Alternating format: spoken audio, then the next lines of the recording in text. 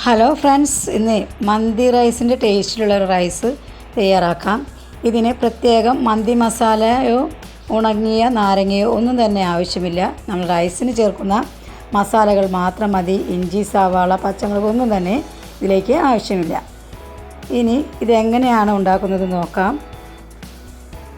കഴുകി വെച്ചിരിക്കുന്ന ചിക്കനിലേക്ക് ഉപ്പ്, മഞ്ഞൾപ്പൊടി, മുളക് പൊടി, ചിക്കൻ മസാല ഇവ ഒന്ന് ചേർത്ത് കുഴച്ചതിന് ശേഷം അല്പസമയം ഒന്ന് റെസ്റ്റ് ചെയ്യാൻ വയ്ക്കുക. റെസ്റ്റ് ചെയ്തതിന് ശേഷം ഇതിലേക്ക് 2.5 കപ്പ് വെള്ളം ഒഴിച്ചൊന്ന് തിളപ്പിച്ചെടുക്കണം. തിളപ്പിച്ചെടുക്കുമ്പോൾ ഇതിലേക്ക് ചിക്കൻ്റെ നെയ്യെല്ലാം ചേർന്ന് നല്ലൊരു സ്റ്റ്യൂ കിട്ടും.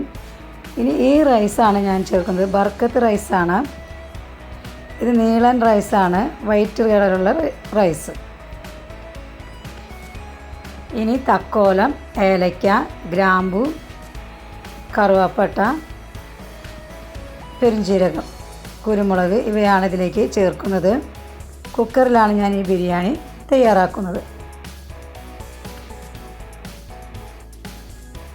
കുക്കർ ചൂടാകുമ്പോൾ ഇതിലേക്ക് 2 സ്പൂൺ നെയ്യ് ചേർക്കാം. ഈ വെള്ളം കൊണ്ട് ഉണ്ടാക്കുമ്പോൾ ഇതിലേക്ക് അധികം തന്നെ നെയ്യൊന്നും ചേർക്കേണ്ടി വരില്ല. കാരണം ചിക്കൻ്റെ നെയ്യ് ഇതിലേക്ക് നന്നായി ചേർന്നിട്ടുണ്ടാകും. ഇനി നെയ്യ് ചൂടാകുമ്പോൾ ഇതിലേക്ക് നമ്മൾ എടുത്തു വെച്ചിരിക്കുന്ന മസാലകൾ ചേർക്കാം. മസാലകൾ മൂത്ത് വരുമ്പോൾ ഈ കപ്പ് കൊണ്ടാണ് ഞാൻ അരി അളക്കുന്നത്. അപ്പോൾ അതേ കപ്പ് കൊണ്ട് തന്നെ ഞാൻ വെള്ളവും ചേർക്കുന്നു. 3 കപ്പ് അരിയാണ്.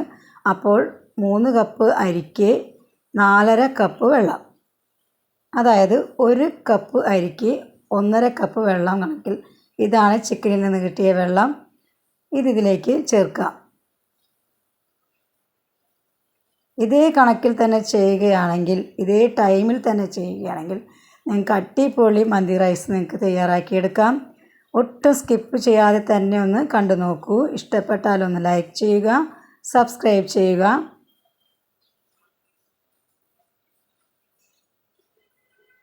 ആദ്യം നമ്മൾ എടുത്തു വച്ചിരിക്കുന്ന വെള്ളം ഇതിലേക്ക് ചേർക്കണം. എന്നിട്ട് ആവശ്യമെങ്കിൽ നോർമൽ വാട്ടർ ഇതിലേക്ക് ചേർക്കാം.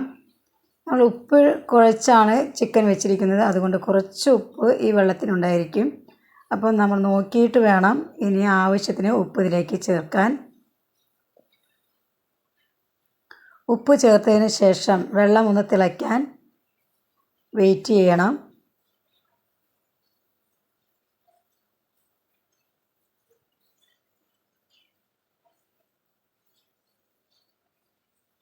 വെള്ളം തിളച്ച് കഴിയുമ്പോൾ ഇതിലേക്ക് കഴുകി വെച്ചിരിക്കുന്ന നമ്മുടെ റൈസ് ചേർക്കാം. റൈസ് ചേർത്ത് ഒന്ന് തുറന്ന് വെച്ച് തന്നെ അല്പസമയം ഒന്ന് വേവിക്കണം. സാധാരണ ഫ്ലെയിമിൽ തന്നെ വെക്കണം, കുറച്ചൊന്നും വെക്കേണ്ട. ഈ സമയം കൊണ്ട് അരി പകുതി വേഗമായിട്ടുണ്ടാകും. ഇനി അരിയും വെള്ളവും സമമാകുമ്പോൾ ഇതുപോലെ ആകുമ്പോൾ കുറച്ചുകൂടി വെള്ളം ഒന്ന് വറ്റി അരിയും വെള്ളവും സമമാകുമ്പോൾ നമ്മുടെ കുക്കറൊന്ന് മൂടി വയ്ക്കാം. അപ്പോൾ വെയിറ്റ് ഇട്ടിട്ട് തന്നെ മൂടി വയ്ക്കണം. ഇങ്ങനെ മൂടി ഒരു 15 മിനിറ്റ് ലോ ഫ്ലെയിമിൽ തന്നെ ഇതൊന്ന് വെക്കണം.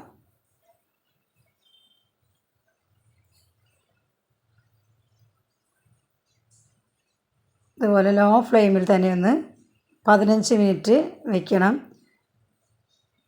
എന്നിട്ട് 15 മിനിറ്റ് കഴിയുമ്പോൾ തീ ഓഫ് ചെയ്ത് ഒരു 20 മിനിറ്റ് മൂടി വയ്ക്കണം.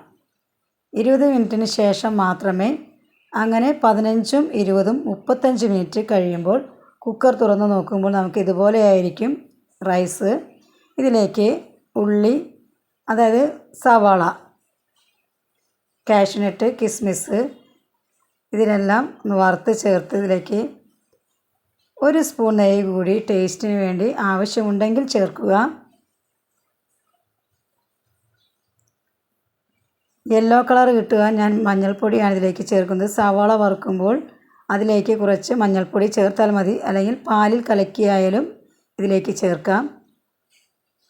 ഇനി ഇത് മൂടി വെച്ച് തുറന്നു നോക്കുമ്പോൾ ഇതായിരിക്കും നമ്മുടെ റൈസ്. കണ്ട ഒറ്റയായി തന്നെ ഇരിക്കും, ഒട്ടും ഒട്ടിപ്പിടിക്കില്ല. അടിപൊളി റൈസാണ്. ഉണ്ടാക്കി നോക്കൂ, സൂപ്പർ ടേസ്റ്റാണ്. Thank you friends.